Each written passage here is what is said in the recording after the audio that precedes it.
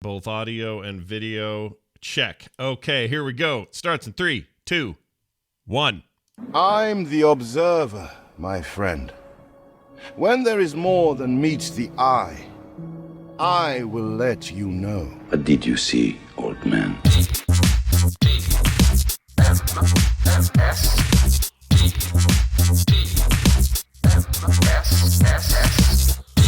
The morning stream. It's totes fat.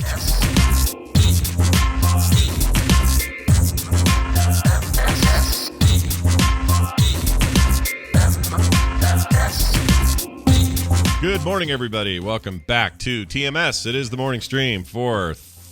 we're on the 30th? What? Yes, this is it. This is the day. This is the last day. Call Billy Billy Joe! Joe Armstrong up. Wake him up. It's about to end. I mean, you have till midnight, but September's about to end. You got to call him. Get him on. Let him know. Set off his alarm. Anyway, hey, it's September 30th, the last day of September 19 and 2020. It's 19 and 2020, Brian. Welcome to the year. 19 and 2020, scoring 4/15. There you go. Ago. That's Brian. I'm Scott. We're here to do a show. We got stuff to talk about, things to do, and we like Wednesdays because Wednesdays have movie recommendations and television recommendations. Yeah, it's basically we said, could we just jam everything into one show and call it Wednesday? Yeah. Like Battle Royale, news, music. It's like my whole day, Nicole. actually. It's my whole day is like Yeah, that it Wednesday. is. It is. Wednesday TMS is really just a representative of what my entire Wednesday looks like. Yeah, same. It's just too much. Yeah. I gotta figure out a way to peel some of Wednesday out and move it somewhere else. But for now, it is what it is. All right, so as many of you know, there was a debate yesterday. Not going to talk about the debate, the substance of it, and or lack of, or whatever. Whatever you think. Does he ever shut up? No, I'm just kidding. Please continue. We're not going to talk about any of that because I only watched 5 minutes and then couldn't take it and I got out. Yeah. Brian watched more, but he played a video game and was exactly. I listened to the whole thing. Mm-hmm. My eyes hurt from rolling so much, but yeah, some sweet eye rolling. So so instead, I noticed something last night across the way in a townhouse.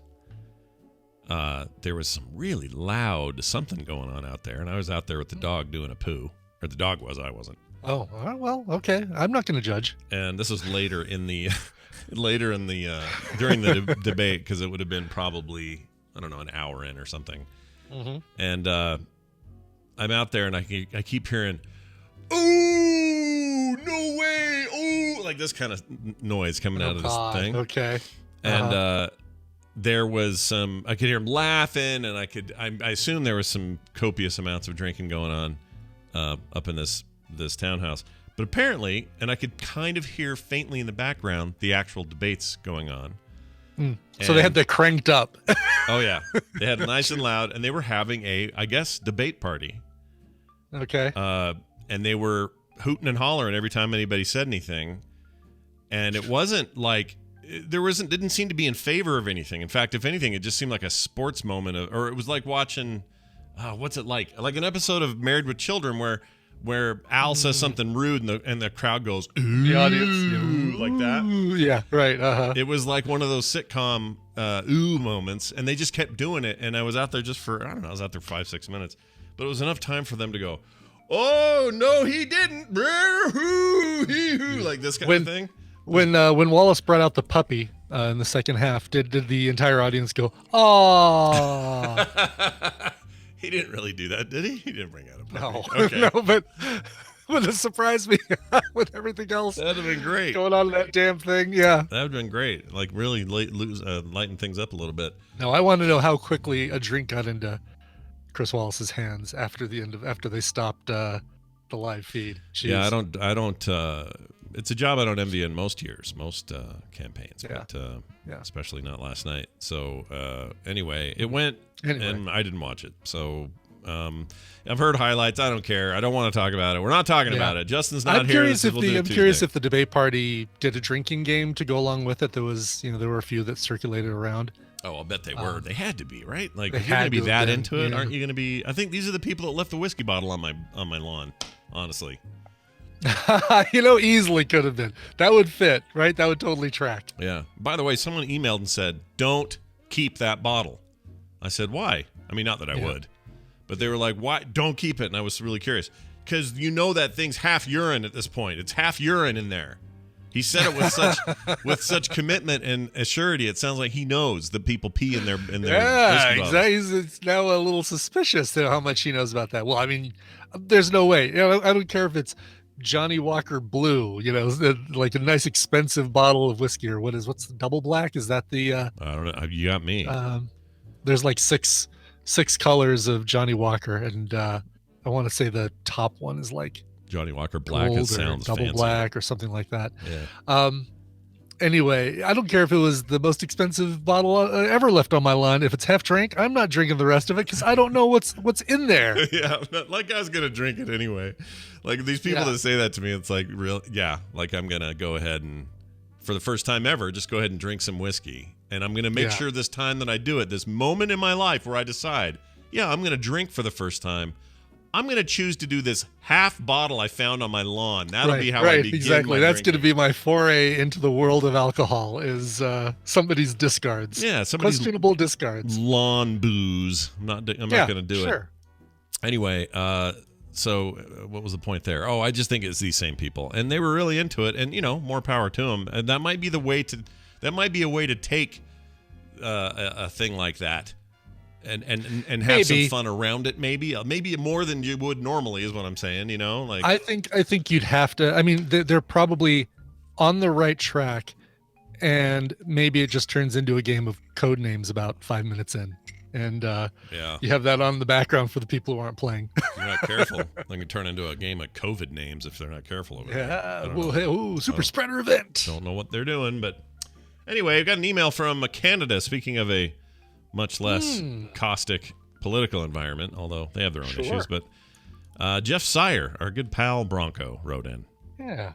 From Grafton, Ontario, Canada. Just right nestled in there between Toronto and Halifax. I have no idea. Labrador. Labrador, Canada. Yeah. Oh, yeah. He says this.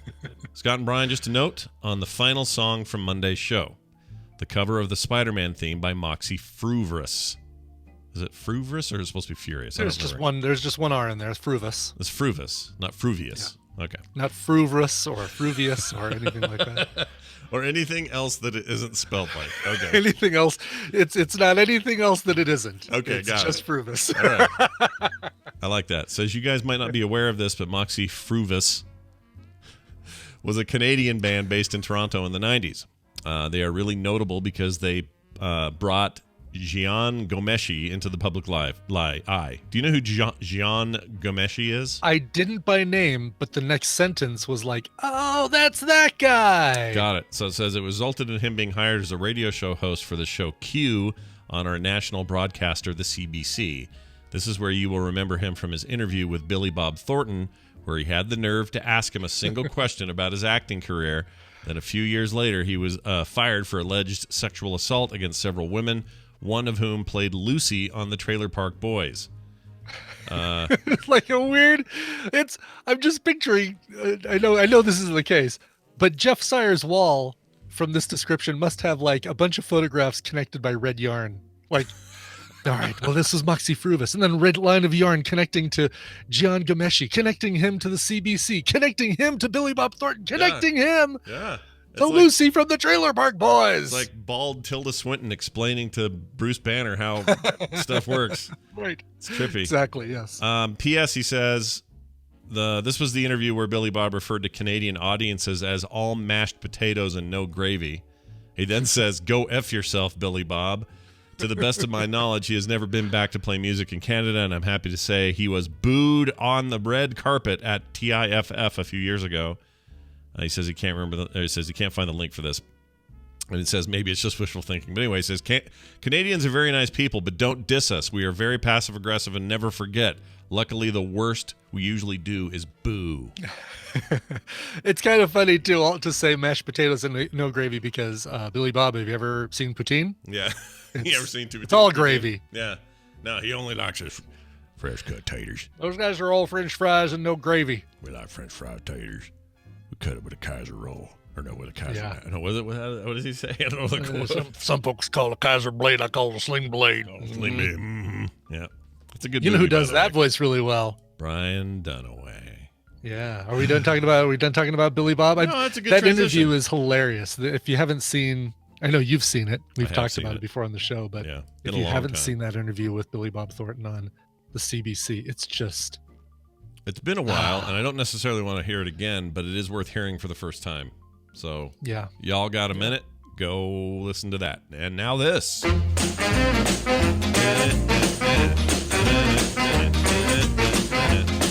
All right, hey, check it out. It's Mr. Brian Dunaway, Esquire the Third. He calls in all the way from South Carolina each and every Monday and Wednesday to play Battle Royale with us. Hello, Brian. Oh, yeah. Oh, hi, Scott and Brian. What are you doing? Hey, How are Brian. you? How are you? Fine day. What are you doing? I'm over there? doing just fine. I slept like a baby. Oh, Yep. that's I great. saw that the debate was about to happen, and I turned my TV off and went to bed and said, you know what?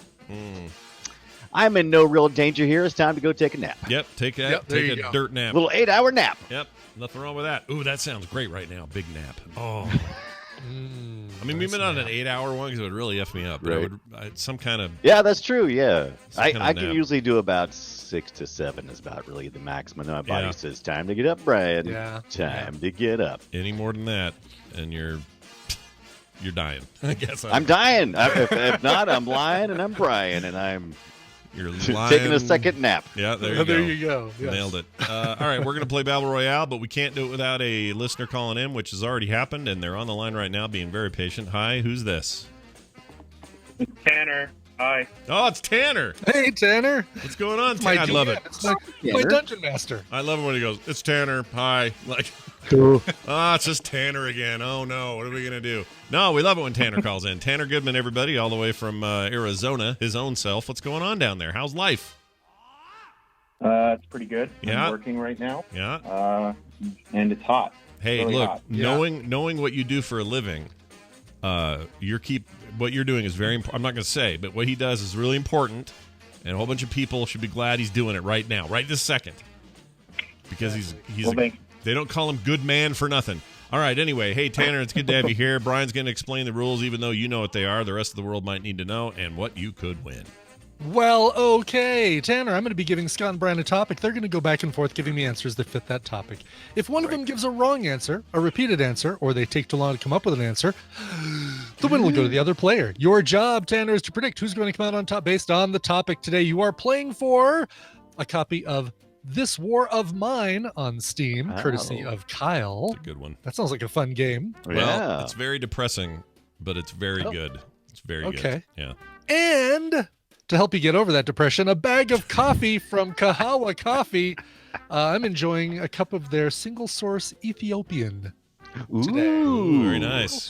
delicious. So part digital, part physical. That's correct. Yes, you get a mix of the steam and the aroma. Yeah. Very Nice. nice. I like that. We'll call it Digital. Digital. Digital. It's a digital Which, where were prize. you going with it? It's a digital prize. Fizzle dizzle. Fizzle dizzle. Or Manizzle. fizzle. Yeah. Yeah, why not? All right, well, that's fantastic. I'm dying to know our topic then. What are we doing? Your topic today comes to us from Steve, aka Thorigan. Timeliness. I'm actually going to connect this to something that just got announced a couple days ago. All right. Zac Efron is going to be starring in Blumhouse's Firestarter remake as Ooh. Andy McGee, the dad. I'm a of, fire starter. Oh, wow. There you go. He's the dad? He's the dad. He's the dad of the 9-year-old Charlie McGee. We don't know yet. They have not cast or announced who's playing Charlie yet. Drew but- Barrymore. Yeah, let's get it back. The answer's That'd Drew be great. Barrymore. That'd be great. Have her play it as a 50-year-old or 45-year-old. What's interesting is that role. Okay, I think the reason that the original Firestarter, while not a great movie, worked in part because she was a great little actress for her age. Yeah, Really, she really was good. she was splashing on the scene. She was amazing. It's like, let's see Yeah. more of this kid. She's very good. So now that we're all out of Fannings, they've all grown up. Oh, that's We've run out true. of Fannings. Yeah, That's we're, true. we're I'm fresh all out. out of Fannings. I'm so lost. We're fresh out of Fannings. We need some young little kids who are great actors, and I'm trying to think like some of the kids that are in that Haunting of Hill House would be good, but they're all probably in the puberty. I have a great recommendation. Okay. Her name is Brooklyn. 9-9. Shoot, what's her last name? Oh, She was in that Florida Project, the movie about the kids who lived in the hotel next to Disneyland and were just yes. little terrors that ran around. Oh, Green All day Goblin long. movie. He was in, right? Was that the one I'm thinking of? That had Willem Dafoe in it, or no? Yes, Okay. that's right. It did have Willem Dafoe. I was thinking Green Goblin movie. Are we still talking about Stephen King? Tanner, I am. You know us. I'm not going to apologize for how we're behaving and not starting this contest. Tanner knows. He knows what's Brooklyn up. Prince, that's her name. PC Rum 73 has it. Okay. Brooklyn Prince. She would be a great Charlie for Firestarter. You heard it here first. Brian actually tried out for Danny Torrance. He knows how child acting I is supposed know to how to work. play a child actor in a Stephen King movie. That's right. I know how to lose a role to someone else in a Stephen King movie. Yep. I'm Oh, just but I don't know if you saw this. I'm picking. I love you. Hold on, Ibit. I don't know if you saw this because you've been off Twitter. Yeah. There's a. Yeah, I saw Helen Reddy died. Yeah, I saw. No, not that. That was sad. But no, there's a thing going around about how what's his name? It made The Shining. Again, he was Kubrick. Oh yeah, Kubrick. When yeah. he was trying to narrow down who his Danny Torrance was going to be, we found out from some lost documents specifically what he was looking for from the kid. Oh, nice. And so now, I don't remember what it was, but now if you go search that out, you can find out what thing Must you be didn't super have. nice. What I didn't have. What they were Right. looking for. That I didn't have. Yeah. Must be super nice. Well, I might come back to Twitter tomorrow. That will be 7 days, and we'll see. I mean, it's I figure it's going to be. I got to Hey, just Ibit. basically take it out of being a time suck. Yes, Brian Dunaway. Yeah. Tag me out. I'll head out of Twitter and you come back on. Okay, all right, sounds good. Tag me out. There's only room for one Brian on Twitter at any given time. Yep. You're the I one need now. a break. Big responsibility. All right, awesome. This is very exciting. Anyway, so Zac Efron playing the dad in Firestarter, Yeah. which ties in perfectly with Thorgan's Babel Royale, which is Stephen King books by length. Now, Oh here's what my I'm gonna do. gosh. I'm going to tell you that Firestarter is 34th on the list with 426 pages, 426 burnable pages of Firestarter. Okay. That's not nice. I want you to know because it's Firestarter. Come on. Yeah. I Right. want you guys to name the 33 books, Stephen King books that are longer than 33. Firestarter. Okay. 33. Oh, man. 33 longer than Firestarter. I don't know why he's doing that voice, but I like it. All right. Dice Tomato says, ugh, King. You're not a Stephen King fan, are you, Dice Tomato? I'm shocked. Oh, Colin yeah, was I shocked. know, because usually you like everything. Yeah, Dice Tomato. normally everything. Yeah, is Dice your- Tomato. I love that guy. Yeah. He's the It's No, hard I to actually find do a love thing him. that Dice Tomato doesn't like, isn't it? It's almost impossible. I mean, honestly, can you even think of a thing he doesn't like? Finally, we found a thing he doesn't like. Finally all found a right. thing. All right, so Ugh. Tanner, that's their topic. Who do you want to go first, and who do you think is going to win? Well, Scott is a big fan of Stephen King, like myself, so I think he's going to win, and I will have Brian Dunaway go first. All right. Oh Okay. yeah. Not that you're not a Oh fan. yeah. We know that you're also a fan, Dunaway. But That's right, Tanner. You're about to go down. You're about to learn something about Brian. Brian's a big Stephen King fan. He counts pages in the books. All right. First up is going to be It. It. Great way to start. Number 2 on the list came out in 1986 and has 1,138 clown-filled pages. Yeah, and which is good because I'm reading on the Kindle this time, and it just tells me percentage, and I've been like on 14% for about 3 days now, and I'm like, Yeah, oh my that god. oh, that's right. You're rereading that. I was going to ask That's you how cool. that was going. That's- All right. Yeah, I thought that was number 1, so that surprises me. Well, let's go with The Stand. That's a fatty. Well, That is a might be- fatty. That's that- your number 1. Oh, is that number number one? 1? Yeah. Yep. No, I've read that Came book out in 5 times. 1990. 1,152 pages. Ooh. Just 14 pages longer than it. And takes place, some of which in Boulder, Colorado, I believe. Yes, it does. A huge part of it. Boulder is Vegas. basically is if you think of heaven the and center, hell, isn't it? Boulder is Yeah. heaven and Vegas is hell. It's great. Oh, I love that book. I gotta. That fits. Five times through that book. If that all access series is good, I will be one Wow. happy camper, dude. I'll be so excited. I'd love that book. You know, I just thought about something. I was thinking about reading The Stand, and now I'm looking at 1,152 pages and saying, "Now wait for the miniseries." Oh, it's so good though. How many pages was it again? 1,152. Yeah. And how many was it? 1,138. Oh wow, Yeah, it's close. that's close. Close. That's close. Yeah. It's almost 3 fire starters. It's almost 3 fire starters. It's like 2.5 fire starters. All right. All right. There's one I have up in my closet, and it is scary big, and I just can't bring myself to read it just yet. So I've only read like the first chapter. It's called Under the Dome, and that thing either it's in large print, and I'm remembering incorrectly. All I know is it's a really thick book. Yeah, really it's thick fat. book. That's Got a to be fat bigger book. than Firestarter. Also an awesome book, is. terrible TV show, but great book. Terrible Oh, yeah, TV yeah. show. Yeah. Gosh. Bit worse than Langoliers. Oh, 2009's Under the Dome is number 3 on the list with 1,074 pages. Oh wow. And how you yes, feeling now, Tanner?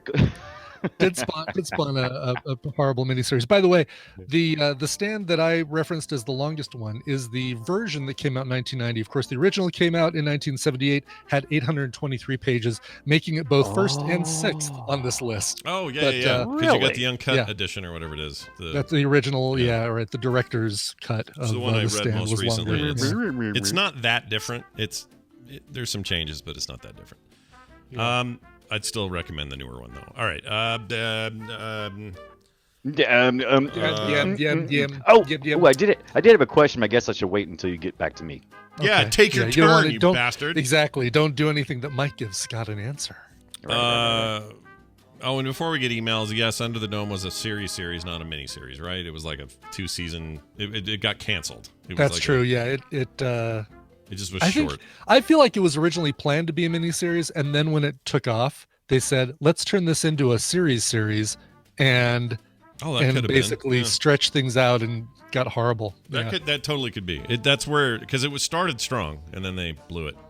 Yeah. It had Hank from Breaking Bad in it, which was It slowed down like about halfway through the first season. The pacing slowed to a crawl, and that's when I think they said, "Let's make it an actual series as opposed to a miniseries." It's a cool book though. It feels like a book. Maybe not. Seth Brower actually says he worked on the VFX for it. Oh no way! Oh, Yeah. Did you guys? Are you the one that cut the cow in half? Because that was awesome. There was a cow that got cut in Oh half. yeah, the cut in half by the dome. Yeah. AV Tech John says it was supposed to be one season, then they got greedy and ruined it. So there you go. Oh, is that what happened? Shouldn't have gotten greedy because it was a fantastic concept. All right, greedy. let's. What do you use for Foley work for cutting a cow in half? Is it a watermelon? I think or it's is just it, you just go shunk moo and then you're done. All right, let's go with. I mean, I have all the Dark Tower movie or books. I assume we can't count the Dark Tower as one giant tome, so I'll split them up here and say that I think the longest of the series was 7. So Dark Tower book 7 is the biggest, which was called take it. the Dark Tower good. is what it was called. It was called Dark Tower, yes. 2004, The Dark Tower 7, The Dark Tower, 845 pages, about 2 fire starters. About 2 fire starters. Oh, I love that. That's your measurement. That's great. You should measure everything that way. All books now. Just measure all books, not just Stephen King books, but all books should be measured by Nice. I love that fire concept. starter. That's good. All right, Dunaway. Now that's a novel series, and I'm trying to remember if you told me, and excuse me if you said, but we got in that whole Firestarter discussion. Did you include collections? So like, is it only novels or is it also collections? Oh, like his short story collections. Yeah, because those I have a couple of those that are pretty thick as well. I'm looking through the list, and by my knowledge, like I don't see what was it? Changing Seasons? What was the Mhm. Yeah, I don't see that in here, and I Don't want to see that say in there. that that's one of the longer ones, one of the longer story collections he had. So I don't think that this includes the list that so- Thorgan provided did not say one or the other. I don't believe. Let Right. me I take think it a was look here. different seasons, wasn't it? I don't think it was called, unless it was another one called. It was different seasons, and then there was like I can mention them because you don't see them, right? The only one I I'm not remember seeing- is or like different- I'm sorry. Skeleton Crew or something, or it's another Right, one. they Skeleton did. Crew. That was a good one too. Yeah. I'm going to say no. I'm going to say Okay. I'm going to All right, say that's that I all I don't need to know. see. All right. Yeah. That's all I need to know. Okay. Good. So I'm That's all going to you're go get. with a. I'm going to go with Bag of Bones. Bones. Bag of Bones. Bag of Also got Bones. that one. Number 21 on the list. 529 pages, came out in 1998. All right. Let's go How with many? 529 pages. I must have the large print of some of these Yeah, books. you've got the one that includes coloring book pages and double spaced, big fat fonts. Yeah. that's right, exactly. Pop up books. It's like, oh, there's Cujo, a whole dog just popped up. Exactly. All right. Let's go with we'll stay in Dark Tower because I know these are big because I have them. Let's do Dark Tower 4 Wizard and Glass. I'm glad you Dark did Tower those. 4, Wizard and Glass, 1997, 787 pages. Oh, that I've puts never it read at- any of those. Those What's are that? the ones I've stayed away from. Oh, you should not stay away. Oh, from I know. They're my favorite But I series. can barely do the other. I have two I told favorite. the story about the drive to Vegas with our friends Vicky and Jason, and how I never want to listen to or read anything Dark Tower. I'm not even sure I'm ever going to see the movie that just came out a couple years ago. It's because they Turned me jammed off you from in. They anything screwed- Dark Tower. I She started screwed- watching that, and I don't know what happened, but I didn't finish watching it. That's which because is it's sad. not Wow. a good movie. Don't watch the movie. The movie's bad. They're gonna do a series one day, and it'll be right and done right because it needs to be a series. This is like trying to make Game of Thrones in its entire run. All of those books, it's like trying to jam it into a single film. It's a mistake. I don't know why they ever did that. It was so stupid. So don't watch the movie because it's absolute garbage. Read the books because it's one of the best series of books ever written. All right, go ahead. Oh, it's my is turn it- again? Is it my turn? Your turn again. Oh yeah, your Nope, you Oh, it's my did, turn? you did Scott did Dark Tower because we were talking about Dark Tower. Back to Brain. Right. I remember thinking that Dreamcatcher was never going to end. But the movie, we were talking about movies, and it seemed like it was pretty long. I'm going to say Dreamcatcher. Dreamcatcher, 620 pages, came out in 2001, number 15 on the list. Okay, it's one I haven't read. How many do we have? Because I'm like taking my time. There I probably need there to are go through these 33 quicker. There are 33 total. Okay, but I'm going. No one I'll go faster expected that then. you guys are going to get through all 33 of those. Come on, I mean, I'm going to get faster. we have high hopes, but these are the. All right. Yeah. As famously said in the Dark Tower books, there are more worlds than these. There are also more books than these. So I'm going to say, let's go with number 5, which was, I believe, Wolves of the Kala. Wolves of the Kala, Dark Tower 5, 2003, number 9 on the list, 714 pages on that one. Okay. Feeling good. I saw this morning in my closet while I was getting ready. I had a couple of books. I saw End of Watch in there, and that seemed to be pretty big, at least bigger than the Firestarter. I can see Firestarter when I was in high school, Mm-hmm. and I remember having the book and Drew Barrymore being on the front of it, and I'm kind of like going by thickness, and it seems like End of Watch was a pretty long read, as well as a long audiobook. Oh my god, I didn't think that was ever going to end either. Was it like 13 hours? End of Watch, number 25 on the list, 2016, 496 pages. Did you read that series, Scott? No, I have not read that one. Ah, Yeah. Should I? I don't know. I like it. I like the series. All right. I probably would. Let's go with it's in well, it's funny because it's connected to the Dark House universe or Dark Tower universe. I really like the book Insomnia, and I remember that being pretty long. Oh, that was a long one too. Oh my god, that I can't go back and read that one again. I literally love got that book. insomnia reading that book. That book is so good. I kid you though. not. It's so good. Oh, I It love is really 787 pages All of right. Insomnia. God. You can finish 1994. reading it if you have insomnia. Yeah. That's right, exactly, yes. It's Feels very like it good. shouldn't be part of Dark Tower. Feels like it should be part of Dreamcatcher. Is it part of? Well, it's connected. It's not part of. It's connected. So it's a separate thing, just- but in the end, there's some share. Just like the Stand and Dark Tower have connections. Yeah. Right. Like he's Gotcha, got so his it's Kingiverse thing where Kingiverse. a bunch of stuff connects like that. And Yeah, that's the only one that really ever just I didn't want to go back and read. Really? I Literally. would read that one again. Yeah, I love it that. just is. It literally scares me. I It mean, is for scary. some reason, reading about insomnia makes me get paranoid or something. That I'm getting insomnia and I can't go to sleep, and it's too close to home. Too close to home. That's- Anyway, I think that's why he wrote it. It's like right. he I'm writes going about with a thing. Mr. Mercedes, which was the first of the 3-book series. End of Watch being the last, and then Gotcha. Mr. Mercedes being the first. Mr. Mercedes, number Mr. 29 on the Mercedes. list, came out in 2014, 436 pages. So 10 pages longer than Oh my Firestarter. God! Whoa, you edged Now that they got one me out. worried about that series. Okay. Yeah, there you go. Ooh. Boy, this is a shot in the dark because I actually haven't read it, so I don't know. But I assume Doctor Sleep is pretty. Oh, dadgummit, that was the last one I had. Is Doctor Sleep long? Probably. It's pretty Dr. pretty Sleep long. is 531 pages. Yeah, so it's longer. 2013, number 20 on the list.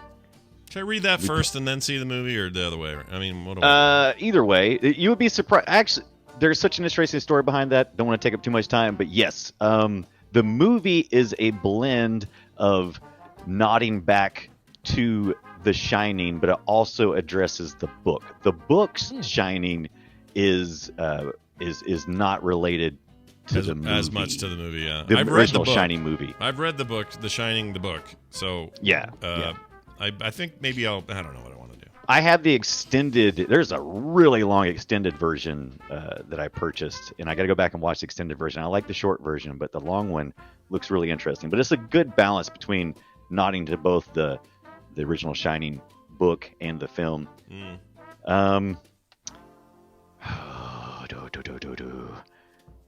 I haven't read it, but Audra has got me to order this for her, and I don't know how long it is, but I'm kind of running out of books because I know a lot of these are a lot shorter than Firestarter. But Lizzie's story, I just ordered that on Amazon. Is that a long book? It is a long book. Number 22 on the list, 2006's Oh, nice. Lizzie's Story, 528 pages. I read that. Just a little over 100 pages longer than Firestarter. There's a lot I need to catch up on. All right. It's about 1 1/4 Firestarters. Right. Let's do. I just assume these have to be long. So let's say Dark Tower 3, The Wastelands. It's got to be in there. 512 Nice. pages. Yep, putting it at number 24 on the list. 1991's Dark Tower 3, The Wastelands. All right. Just the going to get one- all these that- knocked out. that's- I was by about to the say, way- I by should the have way, listened to which Dunaway, one's that's- Dark Towers he was saying and just Yeah, but that's name the the one other that your ones. friend played in the car, by the way, because that's the one that Stephen King narrated. It's terrible. I bet it is. Yeah. Yeah. Oof. It's about, well, 2 people narrated it. There were 2 versions of the audiobook made. King did one, and then later the guy that did the rest of them did. But when King did it, oh my gosh, it just about ruined it. I read it first, so That's what I need for insomnia. yeah, yeah, it's bad. Oh wait, we've talked about. Did we even say it? We just hopped all over The Shining. Did we actually even say The Shining? I don't know, did we? Yeah, did we? I'm going with The Shining. Yeah, we didn't. We didn't talk about The Shining yet.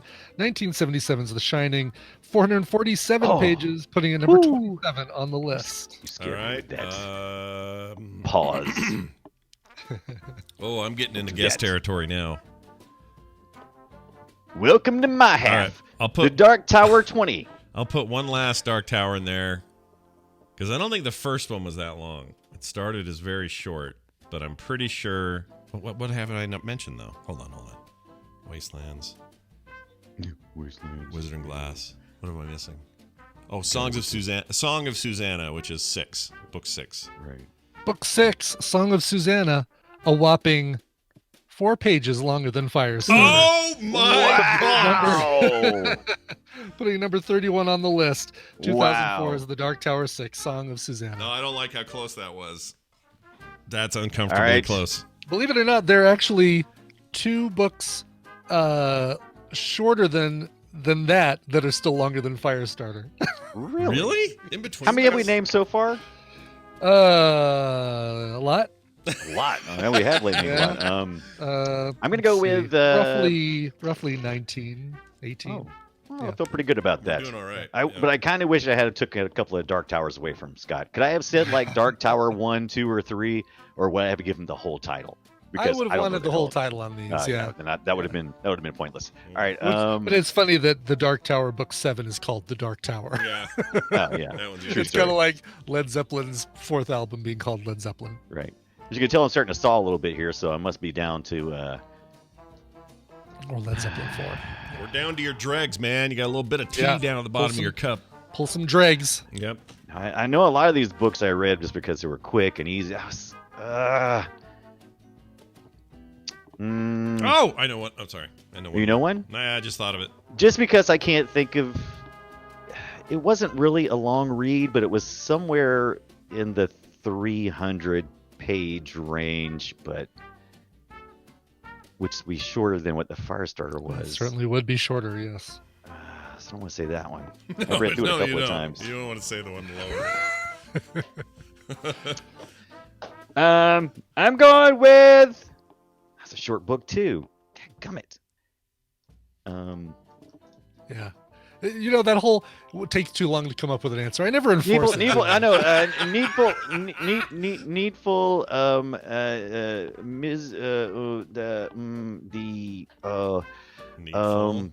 Oh, I failed. Really? You I'm don't know just that gonna one? say- Really? Needful I'm something? just gonna. No. I'm not saying that. I'm just saying I can't think of any more long ones off the top of my head. Everything that's coming to my head is stuff like off short books like The Green Mile. So you're Going with The Green Mile. Going with The Green Mile. on the Green Mile. I Okay, remember it being a very thin book though, but maybe it just had small print. Maybe that was just Mm, now a major motion picture. sure. The Green Mile. 400 pages. Yeah, didn't happen. Can I tell you the last one I could think of off the top of my Yep, head? absolutely. And he would have been right with Needful Things, by the way. He should have said it. Was it? How do you know, Scott? Because that has to be a fatty. I just forgot about it until he said it. So it's got to be a fatty, right? Isn't it? Or am I wrong? It is a fatty. It is. It is. I never- 690 pages. Oh, Yeah, really? that's a big Yeah, ass you I've book. never, Continued- I've never read that one. That's one of the ones that I've been Should have wanting to read. continued saying that. Yeah. Yeah. You just went. You started going needful, and I went, oh, then I guess I know too. Mhm. No, I was the just other trying to one think of is, different- All right. So Stephen what's King books your? I could You think of. had one extra, yeah, Scott. mine was that 11/22/63. I've never even seen the book for that. I've seen the series. I haven't even seen The book is anymore. book is what I read way before the series. It is fantastic, that book. And it's Loved it. long, 849 pages. The fourth one on the list actually is 11/22/63. Oh, that's longer than I thought. It's also directly connected to Derry, to the whole It scene. So there's Right. connective tissue. I love when they do that. He does this crossover stuff. So in that book, There's a lot the of books that character- do that, right? They with don't do it Derry in the movie so town? much or in the TV show, but in this book, he spends Right. a bunch of time in Derry, Maine. I guess Derry, Maine, Maine. right? Mhm. And Derry, Maine is where It and the clown and all that stuff is. Right. And that whole time in Derry is Where's just the awesome. giant space turtle, Scott? Well, Where's that at? Is that in Maine? there are more more worlds than these. And here's all the other ones you could have said: Desperation, Sleeping Beauties, The that. Talisman, Never. Black No. House, Doomickey, The Outsider, the show we just really enjoyed on HBO. Dang it. The Institute, The Tommyknockers, Oh, the Tommyknockers, really? Christine? Yes, Really? Christine? Christine longer than Firestarter. The Regulators, Salem's Lot, Finders Keepers, The Dark Half, and The Dead Zone, which Keepers, is of 2 course. pages longer than Firestarter. The Dead Zone is 2 pages longer. Dead Zone is 2 pages longer. That's so tiny of a difference. Okay. Yeah. Oh, it's And one yeah, of my- the first two Well, Dark Tanner Goodman, first it two looks Dark like you Towers did are pick shorter the than, right. Yeah, he picked the right stuff. He truly did. Right. Back the right horse. Here's this, Tanner. Winner, winner, chicken dinner. How do you feel about your choices today that you've made? I feel great, and Brian, I apologize for doubting your Stephen King prowess. It's You did a impressive, lot better right? He than- did all than I right. anticipated. Yeah, he did okay. We did all right. Did all Hold right. on, Pat- That's pretty much what I read. I mean, read a lot of Stephen King. I don't remind me- always count the number of pages, though. That's No, not what I- nobody does. I mean, you can't with him because they're all big, honestly. But Right. what was I going to say? I forgot what I was going to say. Oh, can you tell me where Cell is? The Cell is on that list because I love that. Yeah. Oh, sorry, you threw your thing down That's all right. That's all right. The Cell is. because it must not be in where I almost said it. Is the reason. It is not even in the top 61 books. Dang. Nice. Oh, I'm sorry. It is. It totally is. Number 43, 2006 Cell, 351 pages. I like One of my Cell favorite a books lot. is Misery, but it is definitely not over 400. It's like I used 3 to- something This, I think, has all of his collections. collections in it. So Cycle of the Werewolf, probably his shortest one at 127 pages. Hmm. He I probably guess, wrote that one on the toilet. Gerald's Game, that's got to be on there. Oh, Yeah, that was Gerald's that Netflix Game thing too. is pretty high, actually. 352 pages. Just watch that on Pet Cemetery, Netflix. Is really good. Rose Matter, Those are all pretty short. Cujo, Misery, Thinner. Misery. Thinner, of course, is Thinner. Dolores Yeah. Claiborne, Blaze Joyland, Roadwork. Running Cujo is such Man. an amazing book and such a not amazing movie. I mean, Yeah. the movie's okay, but it's nothing like the book. That book's amazing. I can't believe that Tommyknockers is way up there. I thought that was a short book. Matter of fact, I thought that was just part of one of the collections, but I guess I was wrong. Well, I mean, you knock your Tommies, you do it that way. Tanner, you just send an email to Brian over here at coverville@gmail.com, and he will send you your prizes, both physical and digital. And congratulations, man. Well done. We're proud of you. Yay. Thank you. Yeah, you Thank picked, you. You picked Hope the you right guys horse. all do good. And Brian, I'll see you on Saturday. Yeah. Sounds good. You will. Let's see. Hopefully, we can get out of the Fire Giant's lair. Nobody wants to be in there, I can tell you that. Nobody. It smells bad. Real bad. fire giant. Fire Giant. All right. Well done, Dunaway. You did it. We did the Boof Show on Monday. People should check that show out. We had a great time, talked about some great video games. And this weekend, we'll be doing Film Sack, where we'll be The watching. Evil Dead Sacktober.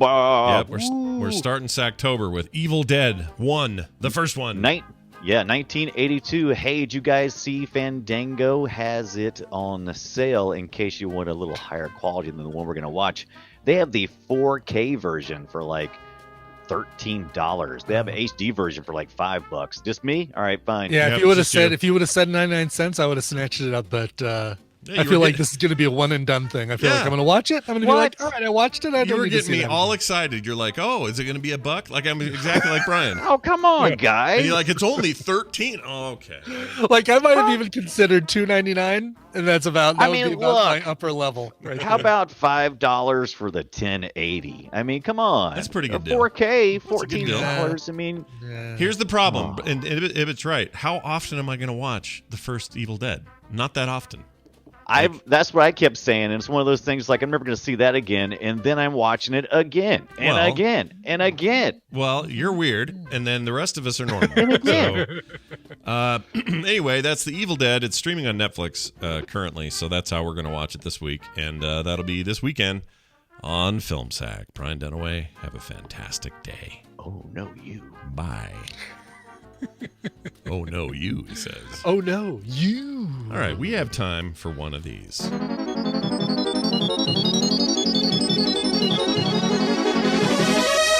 It's time for the news, brought to you by. Brought to you by Coverville today at 1 p.m. Mountain Time at twitch.tv/Coverville. We're going to be covering Phil Oakey.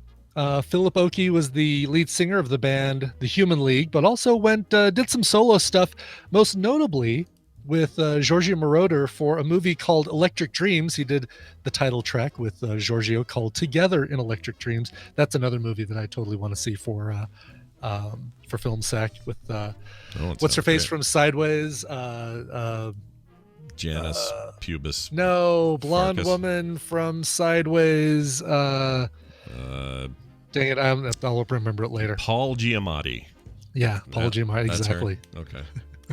Virginia Madsen. Thank Oh. you, Dealey Mike. I should have said Candyman. You would have had it if I would have said Candyman. So that'll be the first half of the show. The second half of the show, I have an interview with a singer-songwriter from Texas, a guy named Thomas Shorba, who is just releasing his first full-length album, and it's got a great cover on there of Plastic Jesus, and it is great. So you'll hear my interview with him, as well as some covers of the Human League. Don't you want to be listening to Coverville, baby? Don't you Today, 1 want p.m. me? Mountain Time. And never I don't know how it goes. There's words. but- That's exactly how it goes. I mean, I feel like I was listening to the real thing. Yeah, that's a big deal of our young lives. That Totally song was. that was on the radio a lot. I'm only human, flesh and blood. I'm made. Mistakes. I'm only you. That's a terrible song. It is a terrible song. But I'm sure you have a better cover of it, which is I do have a exciting. better cover. I have a cover that sounds like it was done by a guy who's a big fan of Steely Dan. Like he wow. Steely Dan's it up, which is really funny. That's awesome. Yeah. So I have a music request for anybody out there that may know this, but I'm trying to find, Super Friends theme, Brave Star theme, He-Man theme, like all these themes from cartoons that were like bad in the 70s and 80s. Yeah. I want to find somebody who does really good cover takes on that stuff. And I don't know who to use. Like they can be like EDM, it can be like singing, it could be I don't even care. I just want What we need to do is it's been a while since I've done an album with Andrew Allen, and maybe that's a nice idea. a direction that needs to happen. Oh, what can we do for album 70s covers? and 80s. I got album covers ideas already in my head. I'm sure you do. Yeah, it would just All right. basically be like first person view, footy pajamas, bowl of cereal, and a TV with the title of the album on it. I think that's a great idea. If you guys end up doing another one, that is a brilliant idea. We should do that. Yeah. All right. Check this out. Police raid in Vietnam in the news.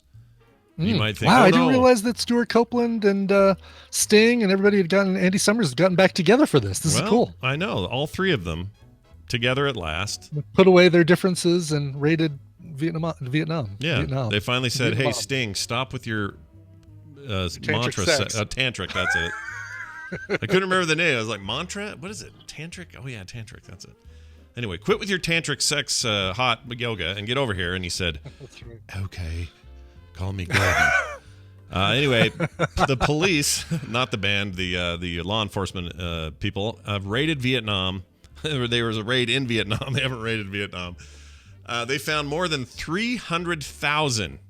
So that's 303 more zeros. That's a lot. 300,000 used condoms being packed for resale. So they're used. They're going to pack them up and have them used again.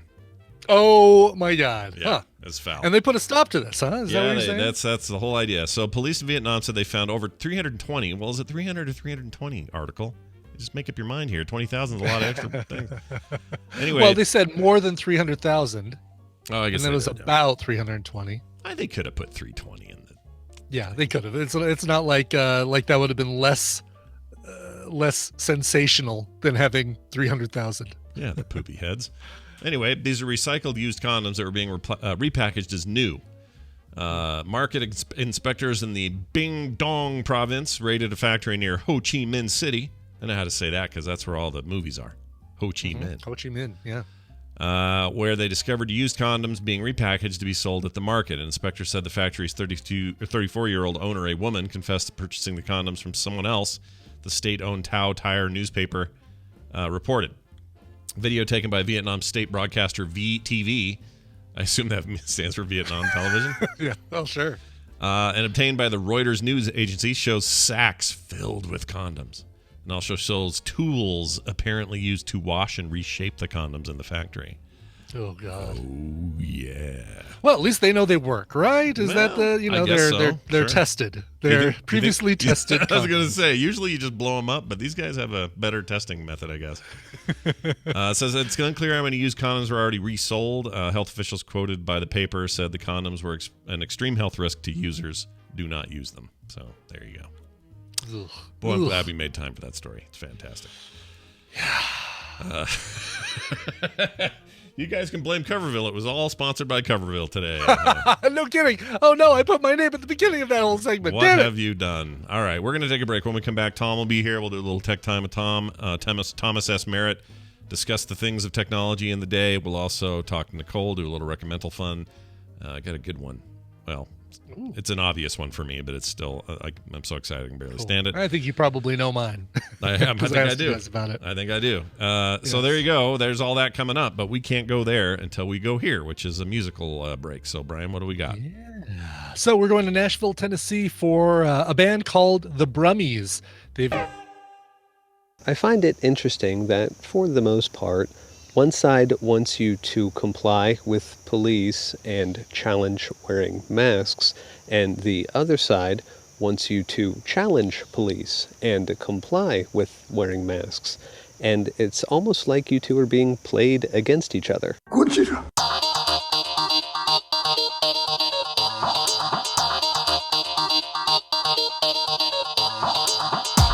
I'm gonna pop some tags. Only got $20 in my pocket. I'm hunting. Looking for a come up. This is the Morning Stream.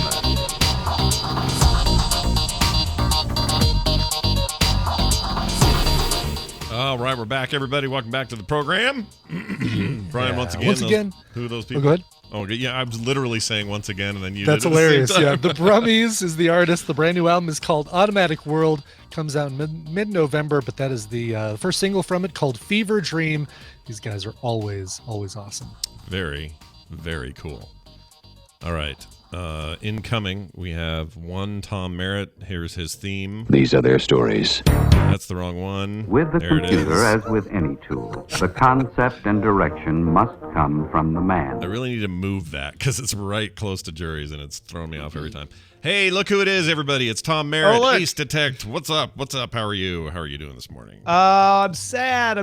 Mac Davis died, and so did Oh, Helen Reddy. Yeah. Didn't they used to do stuff together too? Like they were. In my imagination, they did Yeah. because they were both on all those 70s variety shows. I don't know if they actually did though. Oh, okay. Yeah, she was woman. Baby, don't get hooked on him. Yeah. And he was one. Yeah, she's a hell of a woman. That's right. He was actually a pretty prolific writer for other people too. The Elvis Ghetto, Presley's right? In the Ghetto, and one other one was a Little Less Conversation. There was another. Yeah, a little less conversation too. Yeah, was Mac Davis. Yeah, That's your awesome. favorite Elvis Presley song, Scott, was written by Mac Davis. I love that song. Actually, it's really good. Like a really Vegas-y versions are my favorite. Those are Very Vegas-y. Yes. Oh yeah. Well, Tom, it's always good to have you here. On Wednesdays, we talk about technology news, and it's all in preparation for the Daily Tech News Show later, but also a chance for us early in the morning to kind of get our fix on what's happening in the tech world. What's going on? Yeah, later today, Google's going to announce the Pixel 5 and the Chromecast with Google TV and probably some new Google Home Nest Home devices, all that kind of stuff. Most of that stuff's leaked out, to be honest, but we won't really know until they announce it in a few hours. So as we speak, the big top news is that Facebook finally launched its cross-platform messaging. They've been threatening to do this for a long time. They eventually want to add WhatsApp into the mix, but for now it's just Instagram and Messenger. So if you're on Instagram, you'll be able to send messages to your Facebook friends, and if you're on Messenger, you'll be able to send messages to your Instagram friends. Interestingly, probably in the name of some kind of security privacy concern, it's not a unified inbox. Yeah. So you won't see messages to your Messenger account on Instagram, if that makes sense. Right. And if you're in Messenger, you won't see your Instagram messages. This is a little like this is like if PlayStation people could talk to Xbox people. Like in some ways, there's a lot of shared game experiences, but you're not really in a except cohesive for space. Facebook owning both in this case. Well, right. yeah, that is good it, point. because they have been, even though they're owned by Facebook, they've been separate systems up till now. Is there a okay? So this may be a dumb question because maybe it's obvious, but it seems like There Facebook. are no dumb questions, Scott. Only really good answers. That's all we'll get out of this. So it seems to me that Facebook is on a tear right now. Probably not the right word, but to get things unified and get the Facebook name on more stuff. The Oculus thing jumps out at me as the big one for me recently. And now this requiring seems like the that Facebook account on Oculus going forward, definitely. Right. Yep. So instead of letting these companies kind of run autonomously under their own names and just sort of keep a small little powered by Facebook somewhere on the page, they seem to be wanting to not do that. And it's easy to knee jerk and go, that's a terrible idea, but maybe there's value in this for them. And I'm trying to find out what it is or why. Yeah, there's a few theories on why they're doing that. One is to sort of dilute the negative association with Facebook as that place where the trolls manipulate you, right? Yeah. If you think of Facebook as, oh, they're also the people who do Instagram. There's been this thread among some people that like, oh, I don't like Facebook and Twitter anymore. I use Instagram. And so Facebook's saying, hey, we do that too. We're, we are the folks who run Instagram. I think they're trying to dissociate the Facebook parent company from the Facebook platform particularly. So you still have the old F logo on Facebook, the platform, but there's this new non-color, all caps, very boring Facebook that appears on Oculus products. It appears on Instagram. It appears on WhatsApp to kind of create a corporate identity of sorts. And I some people have put forward that maybe that's a way to try to resist being broken up. Is to say like, look, no, it's all one company. It's not easily broken up. I don't know. That doesn't really make sense to me. It feels more just like a branding thing. Like they want people to know like, oh, Facebook means more than just the Facebook. Yeah. I wonder, because I know there are a lot of people in my own family, and we're a pretty tech savvy family, but my kids, at least 2 of them, didn't know Facebook owned Instagram. They had no idea. Yeah. And they haven't known forever until I think maybe a week ago we had the conversation. It's like, you guys know, I said something like, they're like, I sat hate them Facebook. down and had the conversation with them. I was like, you think they were the right age for that? I mean, sometimes you got to really pick. Yeah, I know, you got to be careful. One of them, the youngest one's 20 now. I don't know if that's old enough. It's time to have a talk about the birds and the bees and how Facebook owns both of them. But Nick was like, Nick is an adamant hater, like a vocal hater of all things Facebook. And I just said, well, you know that Instagram you love so much and you're using all the time. That's Facebook owns that. He said, they do not, Dad. And I'm like, just look right there under that little yeah, well, and thing. that's you're exactly why they want to do that, right? Yeah. Is so that you can say, look right there, it says it. But it's on the going to app. annoy him though, because now he's going to go, oh, I hate that they own this thing I like. Like Has he stopped using it though? Well, no. So then it's actually lowered his level of anger. I guess the service itself would have to start to really suck. Yeah. For him too, because and same for WhatsApp, which is end-to-end encrypted and like all the things people don't think of when they think of Facebook, right? Yeah, it's just an interesting move. The Oculus thing seemed to be the more rage-inducing, but I think that's just gamer culture tends to freak out about stuff. Sure, like and you are definitely taking the toxic Facebook persona into Oculus at that point. Oh, yeah. I looked at it and I was like, well, it's not like Facebook doesn't have access to all this data. All they're saying is we're going to put it on these servers, not those servers. Right. Like to me, it was like it was all about branding. And I'm like, not sure it's a smart move for Facebook to force you to have a Facebook account, but you could have a Facebook account for Oculus that was separate from your other Facebook account. And I'm like, so they just changed the name of the server. Yeah. They always had your data. That Right. didn't change. None of that changed. You're exactly right, and it's just our reaction to it, and you're right. It's marketing. Well, it's branding on their end, and for us, it's we view it as bad PR. But honestly, like in just if you just look at pure facts and take out all the emotion, yeah, they're just moving servers. Yeah, that's it. And this is why they want to have this interoperability, is to say like, hey, look, we're all tied together. You can message your Instagram friends from Messenger. You can message your Messenger friends, Messenger. Yeah, you just end up saying Messenger a million times, but you get what I'm saying. Sure. It's all one big pool, and while that might look like it's bad for antitrust, it does make it easier for them to point to the fact that they are trying to create interoperability to make things easier for people, which makes it harder in practicality to argue against their system and harder to unwind it if somebody really did want to break them up. Yeah. Well, I'm actually kind of curious to see how the messaging thing looks. Like, since there isn't a unified inbox of sorts, quote unquote, I want to know what that feels like, and if it's going to feel weird or broken, or like I'll try sending some stuff. It's a way I keep, like, my mom prefers Facebook Messenger to anything else. So that's kind of how her and I text each other if we're going to be texting each other. I almost never use the messages thing in Instagram. I've had people message me on Instagram and I didn't get it for months because I didn't even look. Exact same for me. So I'm curious. I think there are people that use it, like the people who were messaging me more often, and this will be a boon to them. It's not required. They offer you, would you like to integrate Messenger into Instagram? And you can choose yes or no. So that was a good move. Always giving a user a choice is a good move. Mm-hmm. But they're tempting you by saying, if you do say yes, you're going to get the chat colors and the emoji reactions and co-watching videos and disappearing messages.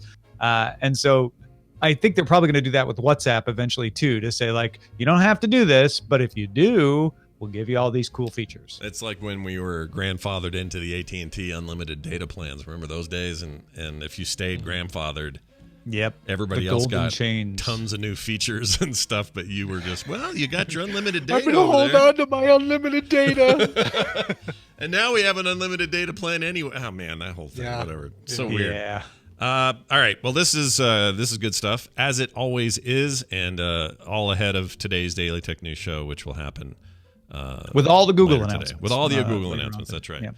So, with that being said, we should mention the brand new Current Geek episode that's up today. Last week, we learned all about our friends in the world of reality television. What are we learning about this week, Scott? This week, we're learning about...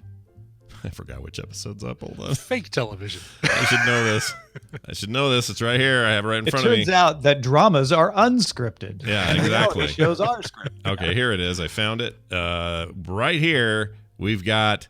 Oh, before E was for everyone.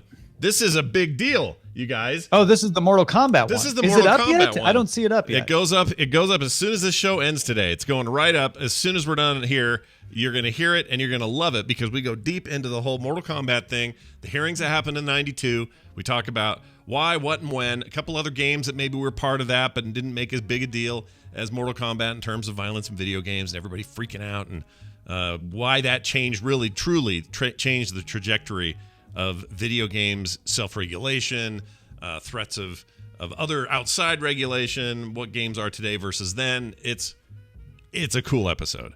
So y'all are going to want to check it out. That'll be at currentgeek.com, or you can get it wherever you get Current Geek Chronicles, anywhere you get your players. So that'll be up right after this show. Watch for it and let us know what you think. Very excited about that one. And I'll tell you what, we sweat over that one. That was a hard one. Yeah. That was a difficult one. You're right, but I think we did a good job. I agree. Good job, team. Yeah, good job, team. Team fist bump all around, except COVID friendly with gloves on.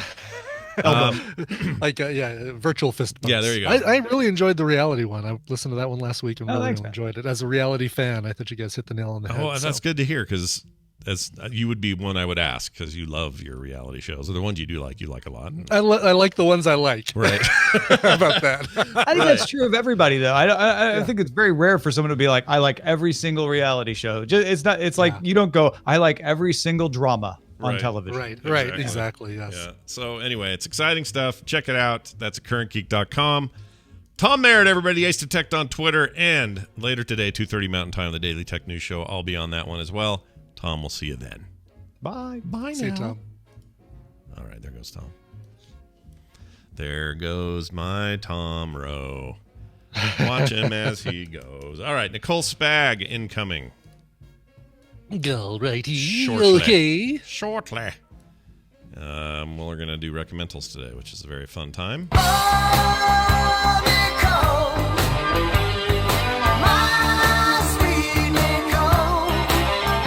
Join us in welcoming Nicole Spagnuolo to the show. Nicole, welcome back. How the heck are you? Not too bad. Oh, that's good. Really? Because that didn't sound believable. Yeah, you seem like. As I tell my son, say it until you believe it. Yeah, there you go. I see hands working in the background. Is that Mark at his desk? That's Mark's in the background, being look at loud. him furiously mousing around At there. his beautiful, gorgeous, well-made wooden desk, and you probably You were trying IKEA, to you were trying to IKEA figure out things the wood, right? Yeah, well, just cherry wood with a an inlay of oak, and then you on your IKEA desk. look at his monitor arms. I want monitor arms. Those are cool. Yeah. You see them? Yeah. Mark, they're admiring your desk setup. Your firm monitor arms. Yeah, your firm monitor arms.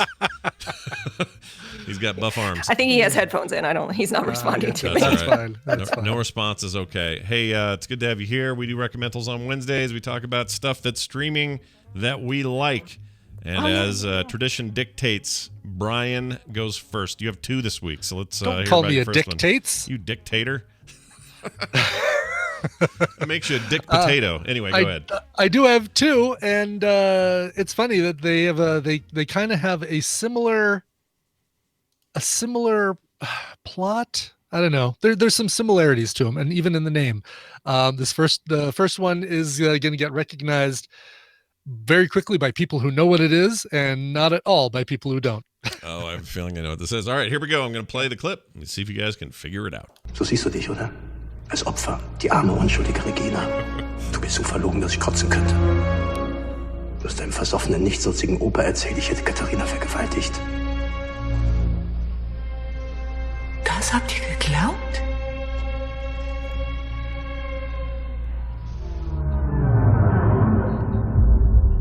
Hannah hat dich gesehen damals. Auf der Wache. So all I know for sure is it's either German or Swiss. Got to be one of those. It's German. You said it was dubbed. It is dubbed, and Brian prefers it's no very dub. hard to find. Here's the thing: when you listen to the dubbed version, it sounds like really bad acting. It's I've been watching the dubbed version, and after watching the subtitled version, I'm going to switch to that because it's so much better, even not, even having to read while you watch it. Yeah. The dubbed is oh, well, I will take this knife because I feel like it is going to harm you. It's really bad dubbing. Have you seen the dub videos on YouTube where they're clearly speaking English, but they're still dubbed? Oh, really? No, it's they're dubbed in English even though they're speaking English. Yes, that happens in movies sometimes where it's just ADR, like they're doing it. Oh, later it's not in even ADR. movies. It's horrible, like out of the country YouTube stuff, like Fire and Ice, and my kids watch the weirdest crap. Yeah. Well, if I haven't said it yet, this is a series called Dark. 3 seasons on Netflix. I'm actually just wrapping up season 1, and it is dark. Follows the story of a German town called Winden, and this town has a couple notable things. It's got a nuclear power plant, and it's also got a cave kind of that goes near the nuclear power plant, and kids keep disappearing, and it's sad. Oh. But where do they go? Where do they go, And, Brian? Don't tell us. We don't want to know yet. I will tell you that time travel is involved, and it's very interesting time travel by my. Oh, you have high standards for this. I do have high standards of time travel, and do they get it right? So far, yeah. So far, it feels like they get it right. Oh, geez. Okay. Yeah. So, but I'm only 1 season in, so we'll see. What did you think of that loop? Is it Looper? Looper. He does not like Looper. Looper's dumb because when Bruce Willis disappears holding the gun just falls to the ground, meaning that, oh, okay, well, he brought his clothes there, but his clothes wouldn't exist because Bruce Willis didn't exist. But the gun that he brought there would still be there and just fall to the ground because why? It's not great. That part of it, if you think about it too hard, is Brian is not wrong. I really like that movie. There are aspects of Looper I really like. Yeah, there's cool. It's a well-directed, well-made movie. But Brian is totally right about the time travel. It's busted. And you know what? That's a good one to bring up with this because you see older versions of characters and younger versions of characters in Dark, and the casting is brilliant because you don't have to wonder like, oh, I wonder if that's the younger version of the character I saw in the first part. It's like, oh no, that's definitely the younger version of the character I saw in the first part. Crazy. Dark is on Netflix, and it is not to be watched with kids. Oh, it's a little dark, is it? It's a little dark. It's a little gruesome. There's some nudity. German nudity. Okay. German nudity. But boy, is it well acted. And do you think the comparisons to Lost are fair? I've heard people make that. Okay. Yes. I think so. Not because of, I mean, obviously there was some time travel in Lost, but there was also events and things that happened in Lost that you could kind of make parallels to in Dark. Yeah. And so all right. So enjoy it as I do as I switch tonight to watching the non-dubbed subtitled version after finding this clip and saying, "Oh my God, is that what she really sounds like?" I'm watching the the wrong version. Yeah. It's it's an acquired thing. Like Jeannie's in the chat right now talking about she'll never watch anything dubbed or subtitled. Yeah. It really, for me, Well, depends on what I'm watching. Well, I'm not sure. I think she was talking about Lost because she was saying it kept being compared to Twin Peaks and it was tiresome. And I think she's talking about up Lost. top. She literally said the words, "I won't watch anything dubbed or subtitled ever." Oh, gotcha. I was Yeah. looking at more recent things about being compared to Twin Peaks, so I thought she was talking about Lost. But I find with anything subtitled, Mm-hmm. it's hard at first, but then You get in the it groove. sinks. Yeah, it sinks in, and you don't even realize that you're reading. Yeah, Right. I don't mind it. At least most for of the me. time, At but least for me. I will say Yeah. this: when I watched The Platform, this movie I recommended a couple of months ago, it's that weird Spanish film about the dystopic sort of that platform with all the food on it that just slowly goes down to the bottom floor, and by the time it watch gets that to the bottom- trailer. That was awful. I loved it, but Mhm. I watched it dubbed rather than subtitled because the subtitled version, I didn't like how anyone sounded. And it's not that I don't like the Spanish language, it's fine. I just, something didn't click with me. I flipped it over to dub, and it had some of the problems Brian's talking about. Kind of the acting's a little uneven and that sort of stuff. But I ended up liking it more dubbed. So I think your mileage may vary. Just, go try subtitles. The Germans love to Iken, Niken, Vuken, Viken, and you can just hear it and and it's fine. I feel like I was just listening to some Def Leppard there. Eeken, hiken, ooken, viken. I got something to say. Oh, I'm getting into it. All right, Brian, clip number 2. Tell us how this is related. Clip number 'cause- 2. This is another series that actually also deals with the disappearance of a child. Ooh. All right, here you go. No, but I have to ask as a formality, are there any questions for my pop, Sheriff Briggs? Yeah, sure, I got a question. When do we eat? All right, get in line before Rick, everyone. Well, so good to see you all. Thank you all for coming out today. I got a real question. What happened to the tape that showed the abduction of Richie Fife? Well, no such thing exists. Yes, it does. I have a copy. It shows that your son's testimony was a lie. Well, that's enough now. What is that saying? Kids say the darndest things? He has a right to ask a question just like everyone else. Oh, it's Q&A, isn't it? Oh, so let's cue this guy. These voices are so familiar to me, the two guys. Why are they so Yeah. familiar? The second voice you hear there, the younger guy saying that she's got a right to ask her question, is Jim Sturgis, who you usually hear with a British accent, singing Beatles songs in Across the Universe or in that Blackjack movie 21. 21, yeah. I Jim love Across the Sturgis. Universe. The other voice you hear in the young girl is the aforementioned earlier on this episode of TMS, Brooklyn Prince, who would make a great Charlie for Firestarter. Sure. It's a show called Home Before Dark. So I have Dark and Home Before Dark. Home Before Dark is a little bit more family friendly. Like this is something you could watch with an older kid. It does deal with an abduction of a kid that happened years before, and the family that kind of got away from this town moves back because of some circumstances, and the young daughter decides she's going to investigate the disappearance of this kid that happened back when her dad lived in this town, and that he's even kind of connected to things. And this is actually based on a true story. It's based on a young journalist named Hildy Lysiak, and it's a really compelling show. There's only one season so far. Where's it playing? It's on Apple TV Plus. Of course it is. Because I got to get all my Apple TV Plus out of the way before before I don't have a subscription to that anymore. If I lose my subscription, although I'd probably getting it with that Apple One business. Oh yeah, but the Apple One thing will just make it free, basically. So basically, yeah, exactly. But anyway, this is like I said, compared to Dark, this one is a little bit more family friendly. There's no gore. There's no really rough stuff to deal with and have to explain, but I still wouldn't watch it with a very young child. Yeah, I wouldn't watch it with an 8-year-old, but I would say, 10, 12-year-old probably would get a real kick out of this. The main character is about that age. And right now I think Brooklyn Prince is the next up and coming star that we're going to see in a bunch of things.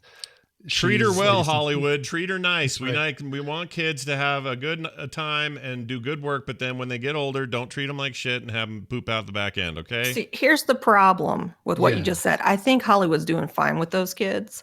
It's the Mm. YouTube kids that I'm worried about. Oh, well. yeah. Well, Yeah, they're maybe That's maybe gonna that's be the a shift. whole train wreck that we're gonna.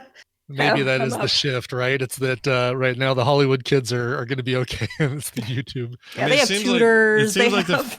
I make $1 million a year by opening boxes. It seems like the Fanning kids all turned out okay. Yeah. The one Olsen girl that isn't a twin's fine. You know, Elizabeth. Yeah. Yeah. The Not Stranger Things kids, I feel like they're all going to be just fine. Wolfhard, Mega Chode. Norman, whatever his name is. Mega Norman. And it's true. I mean, Wolfhard Mega Norman. Moving Train Media said it's the parrots. Exactly. But there's laws in place for Hollywood kids now too. Yeah. So I don't know. There's just so much. I just worry about kids, but she seems like she probably got a good head on her shoulders. Should be okay. Yeah, and I'm gonna reiterate it here. If you have not seen the Florida Project, which is the one with Willem Dafoe, and about these kids living in a hotel right next to Disney World in Florida, it's a very well done movie, and it's like, oh my god, how can people live like this? And yeah. By the way, I'm voting for one title today and one only. And it's Wolfhard Mega Norman. I Mega love that Norman. name. I don't know why that's so great. It just is. So points to Brian. All right. Well done. Good recommendation. I need to catch up on my Apple TV stuff, but they've been putting out good stuff. I mean, you got Emmy nominations and they're doing fine. So, Mhm. all Yeah. right. It's good Here is stuff on my thing that I'm going to play. Speaking of Emmy nominations, this will be a shoo-in for me, but also there's a particular actor in this that is blowing my mind. I'll play it, see if you guys can figure it out. Here it is. Which one are you, Samuel? Lemuel. What? My name is Lemuel. It's in the Bible. The Jew part or the Catholic part? Boy, you need to get up out of here. We're trying to have a civilized conversation. Do you know who I am? Do you? What? You say what a lot. What? I think you're confused. Boss. Okay. Any ideas? No. All What? right. What? That is. What do they speak English and what? It's the new season of Fargo, which is 2 episodes in. Oh, cool. And I am, I'm on the record as being a ridiculously hardcore fan of this series. I think it's probably it's my favorite show on TV. I'd love it. has Chris Rock's career been reborn? I mean, he was already doing fine. His stand-up stuff lately is fine and all that. Nothing wrong with Chris Rock, but Chris Rock is really good in this. It's a very looks like he would interesting be. role for him. I like It's not- older Chris Rock. And it's not like comedy at all for him. It's quirky like you expect Fargo to be. It's, this is based on the Coen brothers 1996 film of great renown, and all 4 seasons, this one so far included, are quirky and different and weird. This is set in 1950, although they spend some time in the very early part of the century in 1918, then a little bit in 1930. I won't tell you why, but that opening season episode kind of sets a bunch of stuff up. And I'm completely on the hook again. Like, it's just everything I love is all happening at once. The way the last episode ended, I don't even know what to think of it, but Raylan Givens showed up, not as Raylan Givens, but that actor. What? It's got a justified connection? Yeah, there's a justified connection, which I can completely justify. It was great. And anyway, everybody's great. Now, the person I want to mention here, the person I want to call out, because everybody so far is amazing. Chris Rock is great. Jason Schwartzman's character, Josto Fada, is one of the most interesting portrayals I've ever seen Jason Schwartzman do. He's an interesting actor, period. Like, he's great in all the Wes Anderson movies and all of that. But this is really great. He plays an Italian heir to the crime family guy that's just, it's effed up. He's so effed up. Ben Whishaw, you know him from lots of things, including Disney's sequel to the Mary Poppins movie, that movie. He plays the dad in that. He's very good in that. He's just an interesting dude, generally speaking, but he's in this, plays this Irish kid. It's very obvious we need to keep our eye on him because something's going to be rad with him. I don't know what it's going to be, but it's going to get interesting. The character or the actor I want to pull out of this, though, who just is a revelation to me, is somebody named Jessie Buckley, who I've never heard of before. The character she plays in this is Oretta Mayflower. And let's see, she's from Ireland, but she doesn't play Irish. She plays she's, in fact, so far she's the only one with the Minnesota accent and the don't you know, in that whole thing. Really? That's funny. Yeah. She's the Fargo in Fargo. She plays a nurse who lives across the street from who I think is kind of supposed to be our hero so far anyway. But I don't want to spoil a thing about her. She's incredible. Like she was in Chernobyl. Oh, yeah. That's Chernobyl. another thing you've seen her from, yes. Okay. And a few other things, but a lot of it is like, I don't even know where she's from. How do I know this lady? Yeah. She is so good that if she's not Emmy bait this coming year, I don't know who is. Like, she is so good in this and is really freaking me out. I'm really, really into that character. Anyway, we're only 2 episodes in because that's all there is so far. But I'm completely on the hook as usual. It's a big fat worm for my big fish mouth. I'm ready to roll. Let's go. I'm ready. Let's watch. I'm ready. I wish it was all out now. I can't wait to do it. And when I'm done, I'm going to go rewatch the other seasons because I love those 2. And anybody who tells me any different, you're talking to a wall because this is my jam. This is one of those shows that I'm savoring to watch when more of it is available. Like I saw it come up and it's like, oh, here's a new thing that you always watch, right? Yep. It gives you those recommendations. And I'm like, yeah, I want to wait till at least 2/3 of the season are available and be able to binge it. Sure. And I would not blame people wanting to get ahead of it. In fact, I was tempted. Well, I did do that. I waited till 2 were out, but it still wasn't. And the premiere's like an hour and a half long. So I had somebody come to me and said, I don't know if it's really grabbed me yet. Something wrong with y'all.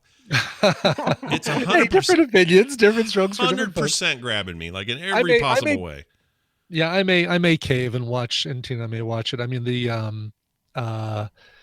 we did that with Better Call Saul. We just can't not watch week after week on Better Call Saul, right? We can't save up and watch them all at once. I'm like that with The Boys now. I watch. Are you? Oh my god! Oh, I thought I've been saving The Boys for that. Oh, for that very don't reason. save it. Watch it. Really? Watch Okay. it. I thought it was The out last all episode at was once. so good. Well, I have so much dark to watch.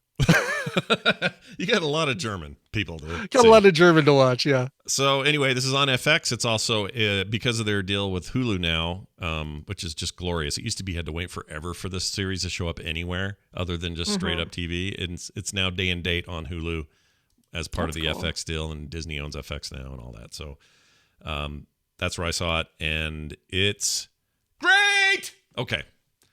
Nicole, it's your turn. I can't wait to hear what you brought. What do you got?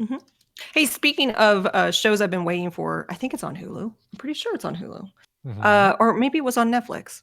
Anyway, Netflix, Hulu, I don't know, but the 4th season of The Good Place is out. Oh, good. That's which I missed. Netflix, I missed it when it aired, so I've been waiting. So That's it's not was that the final season? the 4th and final season. Yeah, okay. So you can Good. stream Netflix. Thank you. Yes, I believe so. All right, so here I have something that the whole family can watch together. And it's seasonal. So here's the clip. Look away, Brian. All right. This is Hallmark Channel. I'm going to fart. Just kidding. I'm sure it is, yes. All right, here we go. Hit and play. It's very quiet. Sorry, guys. As loud as it goes.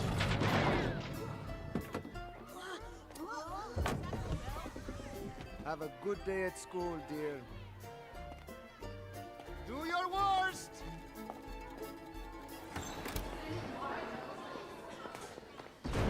Ah, now I understand. This is a children's prison. Who's that? Great. This is Wednesday. Hello. Hey, Parker. Okay. I think I know what it is. There you go. That's the giveaway right there. But you don't know which one. Yeah. So this is good, right? Yeah.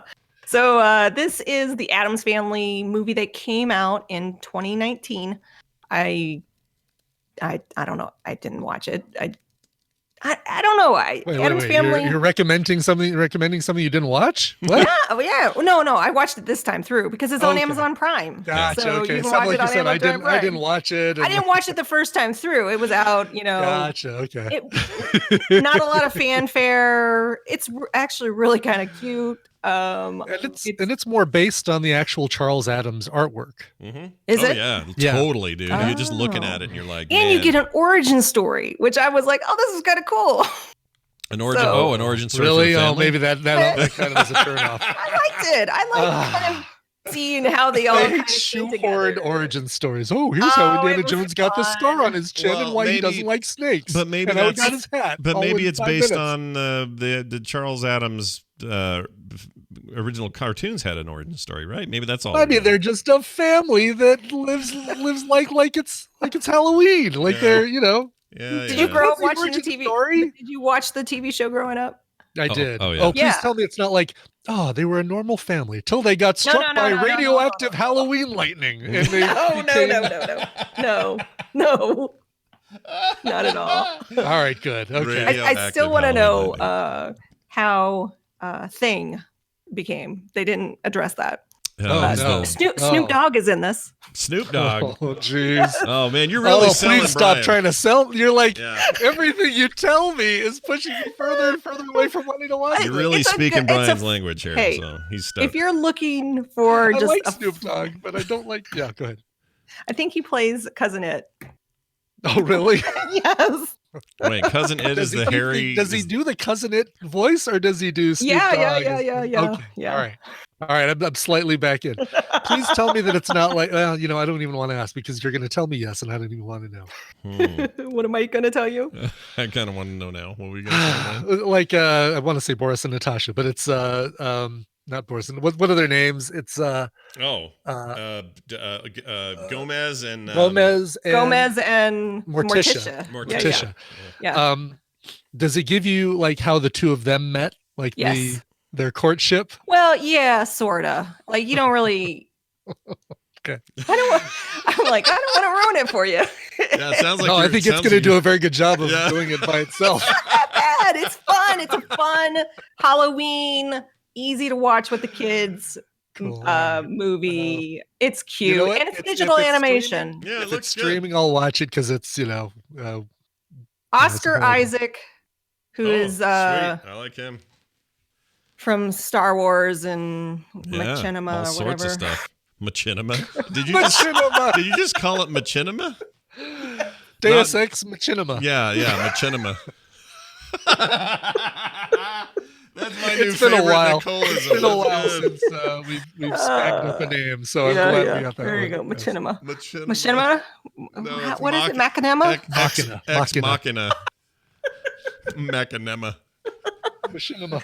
There was a thing called Machinima though, like it was like when you did Well, no, when you do- World of Warcraft Yeah, animation. there using still their is. models. There's machinima.com's now like a big video game site. But yeah, Machinima is like in-game video of any game. It's not just Warcraft, but anything you want to make. So I Also, gotta tell you, Nicole, we miss me and Tina. We miss hanging out with you Aw, guys. we I miss know- you too. I know we've all been Feels kind of like hunkered forever, down man. in quarantine. It has been forever, so we need to yeah, get you guys together. should go do like a 10 feet apart picnic or something. Yeah, let's go to a restaurant and get separate tables, like a patio, outside patio No, restaurant. I'm not even going. Yeah, I'm not. We're not even doing that, man. I just. All right, we let's get some takeout pizza and we'll There sit, you go. we'll That's sit what we're outside your fence. We'll go to a park. Yeah. Put a blanket out. Just do a Zoom call. Get on a Zoom call, eat pizza in front of each other. You're all set. Perfect. No problem. So it has a lot of big names in it. Charlize Theron is in it. Chloe Grace. I don't know how to. Moritz. Oh, please try though. No, do it. Do it. You do it. Mortez? I don't know. More tens. Yes, more tens. Every time I play Go Fish, that's always my request. More times, please. And who is it? I just made Scott do a spit take. Those aren't allowed in polite 2020 society anymore, and you made me do one. Oh my gosh, that's funny. Sorry, that was like because the there worst. was a the 91 film. That was a live action one. Yeah, Did you like the live action one? It's I did. okay. With, it's fine. yeah. It's fine. With, I liked it at what's the time. her- It Christina doesn't- Ricci or whatever. It doesn't hold up as well as one would like. Yeah. Yeah. Especially the second one. Yeah. Yeah. I still think Fester is incredibly well played by Christopher Lloyd. Yeah. I just think that's an incredible characterization. The casting. I think casting all around. I mean, Angelica Houston is a great Morticia. I think Raul Julia was rest in peace, was a great Gomez. Yeah, they were all good. Yeah. I'm glad that. Will you make sure to say rest in peace anytime we talk about anyone who's passed away in Hollywood? Sure, absolutely. Okay, Rest in peace. I like that. God rest his soul. Who was the guy that played Lurch, that was in Twin Peaks as the giant? And I mean, there's your perfect casting. You're right. Everybody in there was really well cast. It's just the movie itself and the energy of it is a very 90s kind of era thing. I think the sequel's bad. And I actually looked forward to the idea of like, hey, this is going to look like Adam's original artwork, and so I'm going to take Nicole's. I'm going to see it. That's what I'm going to do. It's cute, and you have basically they find a house, the insane asylum, because they're running away from people being mean, trying to kill them. So they try to they find this space, but then it gets overrun by like an HGTV show. Yeah. Yes. It's really Charles working. Adams' original thought was that this was going to be their. He was a house flipper before he was an artist. And the town is called Assimilation. Assimilation. Yeah. Assimilation. Yeah. Assimilation. Assimilation. I'm legit. I'm actually. And Short is in this. I didn't realize Martin Short was in it. Oh. He's the voice of Grandpa Frump. Grandpa Trump. Frump. Oh, Frump. Like, wait a minute. What is this? What have they done? Do they? Bette Midler's in it. She's the grandma. Wow, Nick Kroll is Uncle Fester. Okay. I like Nick Finn Wolfhard is the kid from Oh, Stranger Things. Finn Wolfhard. Wolfhard Megan Norman. Wolfhard. Is that how you say it? Wolfhard, right? Yeah, it's Wolfhard, yes. Wolfhard. This is from the thing Brian said earlier. I'm gonna see it. And by the way, it's cute. Speaking of cartoons and Brian, so you have always told me that your favorite of the Disney movies was Lilo and Stitch. That's one that you like because you like Stitch as a character. I like Stitch a lot. I like the character Stitch. Right. I'd say probably the Toy Story series is my favorite, but I really like Lilo and Stitch predominantly because I really like Stitch. Yeah, I mean, if you take Pixar out of the equation and you go traditional animation, you like that little solar Stitch right here. Yeah, there he is. So the reason I bring this up is I watched Lilo and Stitch with my daughter, and I'd never seen it. I thought I had. I hadn't. Oh, really? Okay. And I want to say I really enjoyed it, although it was a little weird because we were watching Moana before it with Van. We were babysitting, and he loves that movie, and he also likes Lilo and Stitch. And so the whole thing was, well, all right, we're going to watch this movie, which is about Hawaiian culture, although it's older, it's set in some far off past. But then we're going to go right into Lilo and Stitch, which is like a more modern take on Hawaiian culture, or this family's Hawaiian, and the island is, the ship lands in Hawaii. And it's really a weird thing because you go from this really recent, beautifully 3D animated thing, and then you go to this traditional animated thing, and it just was jarring at first. It was just like, oh, man, this is like two Hawaiis, two worlds, two whatever. But then you got used to it, and then I really enjoyed it. I like Lilo and Stitch a lot. It was nice. That's cool. Very cool.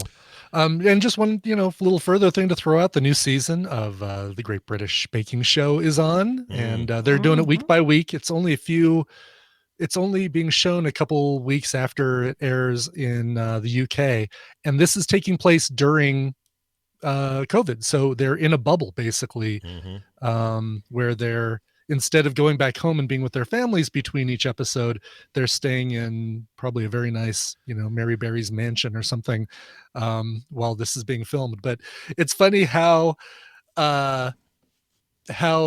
the seasons, it almost is like they're going down a checklist, right? All right, so we've got to have the older lady that drops things all the time. Check. We've got to have the woman in a hijab. All right, check. We've got to have the hottie who this season is named Lottie. Just Lottie like it fits hottie? Perfect. Lottie the hottie. Nice. We have to have a younger man that might be gay. Not that there's anything wrong with that, but we think he might be. But doesn't matter. Let's add him to the checklist Let as him well. be gay, sure.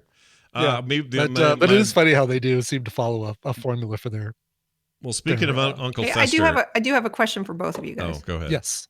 So since we were talking about kind of it's Halloween, right? Season. Soon. There's no day. Tomorrow It's is the official season. month of No, Halloween. Yeah. it stopped. It started 2 weeks ago for me. Okay. All right. So, All right. so I have a playlist of movies that I like to put on during the season. Mm-hmm. I'm curious, and they have to be family friendly. Mm-hmm. So for some reason I didn't have Beetlejuice added in there. So Oh, we've wow. just added Beetlejuice to it. But I'm curious if you have any Halloween family movies that you guys typically watch. Well, we always watch really anymore. Nightmare Before Christmas, and we always watch Family Wise. Oh, geez, what other Halloween thing? So we have really it for us Paranorman. is- We have is, Paranorman. Nightmare Oh, Before yeah, Christmas. yeah. And those Transylvania movies are also good. Those are great. I also put on a Young Frankenstein, but the kids don't really like that too much. It's But I like it. Yeah, I like it too. But I'm trying to think if I was a kid, like a young kid, and watched Young Frankenstein. I don't know what I'd think of it. I think I would think It's just silly. it's just weird. Yeah. It's weird. Yeah. And it's a little, some jokes are kind of high, like go right over kids' heads too. Sure. in Young Oh, Frankenstein. Typical Mel Corpse Brooks. Bride is a good one. Oh, Corpse Bride is Bride. good. Monster Bride is a House. We great- have more. Hocus Pocus. You can watch Hocus Pocus on Disney Plus. Wait, Hocus Pocus, remind me. Or Bette Midler, Sarah Jessica Parker. I don't Amok, Which amok, is- amok, amok. And there's a new one apparently coming out this year. A new. Is there? Yeah, a new Hocus Pocus special or something. Oh, It just came up in. How my, have you not seen Hocus Pocus, Scott? I've never I know seen I it have either. seen it. I didn't like it. I saw it and didn't like Oh. it. It's not my jam. I don't know why. Cute. It's not my thing. I've never seen it. Oh, it's cute. The other one we watched a lot when we were kids, because we just thought of it, and I still think of it as a Halloween movie, is E.T. because they have this whole section of the movie that's set around Halloween, and so I just think of it as a Halloween movie. I know that's weird. But, Monster Squad. Oh, I haven't here it watched is. Monster Squad in forever. Here's what it is. It's Hocus Pocus stars reuniting for Bette Midler's Halloween fundraiser. So it's basically a chance to watch the original Hocus Pocus with Bette Midler streaming. Gotcha. I don't know if you get Kathy Najimy and Sarah Jessica Parker, who they call in this movie web article called Shara, Shara, Jessica Parker. Shara, sure. Why not? So- Sure. Freeform, which has an app, if you have like a cable subscription, but I think you can pay for it too. They're doing, starting on October 1st, a Halloween movie every day, and the first one is Hocus Pocus. Oh, So well, there you go. there's a whole thing. 2012's Frankenweenie, the animated Frankenweenie, is also very good. I like that. Yes. Mhm. Yep. I think Coraline. I think it was a Halloween movie, even though it's not really. But and that's scary for little kids, though. They're gonna That's get scary. I freaked can't. I tried to watch it with Mateo, and as soon as he got to the buttons, he's like, "I'm out." out. Yeah. And that is also Tim Burton animation, right? Mm-hmm. Oh yeah. Yeah. Yeah. And they I mean, I guess I'm it's sorry, that's Selick- not correct. Selick animation. Yeah, Selick. Henry Selick did Coraline. Henry Selick animation. That's what I Yeah, meant, which is I guess it's those people who did Paranorman and the other ones, the Two Strings thing. I can't remember. Oh, the name. Kubo and the Kubo Two Strings. Yeah. If you have not on Disney Plus, if you have not watched Prop Culture, there's a great episode where he goes back and finds props from Nightmare Before Christmas, and Oh, that's cool. it's really cool. You go into Danny Elfman's house and see the weird stuff that Danny Elfman puts on his bookshelf and on his the tables and stuff in his house. It's really, really good. It's an Oh, there it interesting is. show too. I mean, it's a guy who I thought would kind of be like, I thought it'd be kind of an irritating, like, let's collect some weird stuff from old movies. But he goes in and he has great reverence for these props from old Disney movies and not so old Disney movies. Okay, just Lots quick of Tron stuff. correction. The Coraline was directed by Henry Selick. He's not associated with Leica Studios. Leica Studios did Box Trolls, Paranorman, Okay. Two Strings. and all Oh, that. okay. Gotcha. Just to clarify. And that new Bigfoot one, which was supposed to be good that I didn't see. Oh yeah. I think Nicole, you saw that and recommended it. Go ahead. You go ahead. I can't say it. Shut up, Mark. Shut up, Mark, she says. Oh, this is one of my favorite segments we've ever done with you. All right. Missing Link was the Bigfoot Yes, one, but that was also Abominable. Yeah. Yeah. Anyway, so I watched both. They're cute. And if any old school MTV fans will remember, Henry Selick got his start doing those weird transition cartoons on MTV. back in the day. Yes. Oh, those were great. Those were Yeah. so weird. He was perfect for Coraline. Anyway, that's your segment, everybody. Good stuff all around. Now, if you're like, man, that's a lot of stuff they recommended. I can't remember any of it. Good news, because Nicole puts them on her Twitter account at Nicole Spag. Nicole Spag is the name. And she'll spell out. She's going to document every show and movie and series we talked about for the last half hour. That's right. Just 4 of them. Oh, just the 4. All right. The 4 main ones. That's all we're going to do. Nicole, any other cool things you want to mention before we let you go? Oh, I was going to show you the Dice Tower video. Oh, yeah. Not Let's the see. video, but so Mark, I asked Mark to make me a Dice Tower. Can you see that? Yeah. Ooh, that's cool. I don't have any dice to drop in there, but it's all like. But anyway, there's a video going to come out tomorrow. Or no, today's Wednesday. Do I have it upside down? I do have it because upside the down. dice would go in the top. There, Yep, you go. there we go. Step. Well, I hope with the movie, the video. There you go. That's my favorite. So Mark, do we have plans for this too? Yeah. Oh, so there'll be plans and a video on how to make it on our nice. website, thewoodwhisperer.com on Friday. A good beginner project, right? Yeah. Or a good, intermediate. Yeah, for sure. Very cool. Sure. Beautiful. Go There check you go. that out. Wood Whisperer. Dice Towers. I'm going to send you one, Scott. Oh, yeah. I can't wait. We'll show it off like crazy during. She's not going to send TV me I think one it's this because I one made I'm fun of- sending you. because I made fun of it. No, I'm going to send. So he made 3. I'm keeping 1, and I'm sending 1 to Scott and 1 to Steven. Oh, Schleicher. Schleicher. Oh, yeah, Steven there you Schleicher, go. absolutely. Yeah. Yes. And then send Brian a bag of chips. I don't know. Just send me a bag of air, an empty bag of air. There you go. What was I going to say? I was going to say something. Oh, real quick, Brian. Speaking of Uncle Fester. Yeah. The new guy on British Bake Off. He looks like Uncle Fester. What's his deal? What's that about? Oh, he's well, you've seen him on Bridesmaids. He's Is he funny? He is funny. He's it's going to take a while to get used to him, but he and Noel play off of each other very well. Yeah, that's right. He was on Doctor Who. He was a companion for a little bit of Capaldi's time, or like 2 or 3 episodes. Okay. And that guy's name is Andy. No, I can't remember his name. We looked it up because I was like, oh, it's that guy who I saw in Doctor Who and who was in Bridesmaids as Rebel Wilson's brother, and Matt Lucas. That's it, Matt Lucas. Matt Lucas. Okay. Very, very funny guy, and he's good at the self-deprecating British Bake Off humor that you kind of need for that sort of thing. All right. I just meant to ask that and totally forgot. All right. Well, there you have it. Nicole, have a fantastic day and week. You too. And I'll see you soon. Bye now. All right. Nicole looked like the kind of person today that if you even brought up the debate, she would tear your head off. Oh, That's yeah. what she looked yeah. like today. Yeah. I don't blame her. Exactly what I was going to say. Don't blame her. Hold on. My mom just texted me. Make sure everything's okay. Yeah. Oh, we're good. okay. She just has a question. Her iPad's full. How do I get rid of some stuff on this iPad? It's probably heavy then. Yeah, With all those that books. data on there, it's got to be. Those books, they add up. They add up. All right. We are done with the show with the one exception of this. Fan service! Speaking of Tanner Goodman, he sent this in. It's a little bit of fan service. He says, hello, Skeleton and Bones.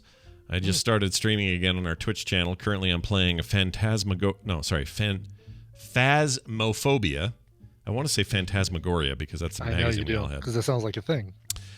Ghost hunting simulator with my husband Alex. It's a super innovative game where it utilizes your microphone and ghosts react to what you say and do or scream.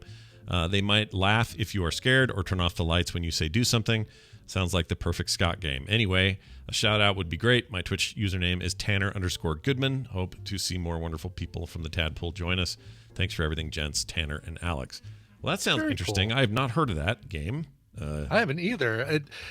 He doesn't say if it's VR or not, but I got to think a VR version of that would be awesome. Well, let's see real quick. I can tell you. Yeah. Valve, VR support. This is Valve Index, Wow. HTC Vive, Oculus, and Windows Mixed Reality supported. So, yep. Oh wow. And overwhelmingly positive. Really? Yeah, but keep so in is it mind, one I can just buy directly on the Oculus Quest, or do I need to buy it on Steam and you and get it on wire Steam and then link it. Yeah. Yeah, that's Link fine. wire. I'll totally do that. Yeah, this looks. I don't think I could do this. Look at this game. Yeah, this looks. Oh my god, the thing where you've just got a flashlight and. Are they Caspery looking ghosts or are they Hill House kind of ghosts? Oh, that's the other series that's coming soon. The sequel to that thing. I'm so excited. Yes, Bly Manor, I believe it is. Speaking of good kid actors, that first season had great kid actors. In it. Oh, really did. And how do you not get screwed up by being in that show? Right? Oh man, their whole careers are screwed. All right, that's it for fan service. If you do a cool project on the internet and you want to get it shouted out, we'll do it right here on the show. Big thanks to everybody for that. Also, send us your emails, themorningstream@gmail.com. You can use that for everything you need. And you can support us at patreon.com/TMS. Tomorrow we'll have Wendy here and a normal Thursday. This week we will have... Actually, we're doing Playdate? No. Are we doing Playdate this week? Yes, we're doing Playdate this week. Oh my God, yeah. Tomorrow we've got Gidget. That's right. Because it's pushed back a week. And then we do have Playdate on Friday. That's right. Can you do normal 3:30 time for Playdate? I can. Yeah. Okay, awesome. Could we start a little early? We can start. Well, I have the instance until... Let's see. Usually starts at 12:30, ends at 2. So maybe ends around 2. So what if it was like 2 or 2:30? Something like 2:30 would be great. Okay. Yeah, we'll aim for earlier tomorrow. Cool. So yeah, Playdate tomorrow and Friday. Or Friday, sorry. I forget what day it is. Also, is the new Jackbox 7 out? Hold on. I heard it was coming, and we should be real soon here. Jackbox Party Pack 7 on Steam, available October 15th. So we're a little early. But, okay, that's all right. We'll have it for October's late October's Playdate, since this will technically be early October's Playdate. This is all true. Patreon.com/TMS is where you can support us. That's going to do it for the show. Thank you all for being here. Brian, let's get out of here with some music. Okay, this is really cool. Here's a brand new track coming out from a band that I really like. I saw these two. It's a couple of sisters. The band is called Larkin Poe.